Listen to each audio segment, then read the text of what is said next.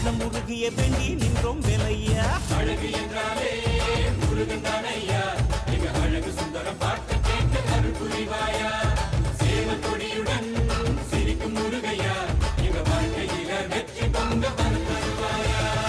ஆறுபட வீடு கொண்ட முருகனுக்கு அரோகரா, அப்பானுக்கு பாடம் சொன்ன சுப்பனுக்கு அரோகரவும் பேர சொல்லி இந்த ஊரே வந்தோம். உன்னை தேடி வந்து எங்க உள்ளம் உருகிய வேண்டி நின்றோம் வேலையா.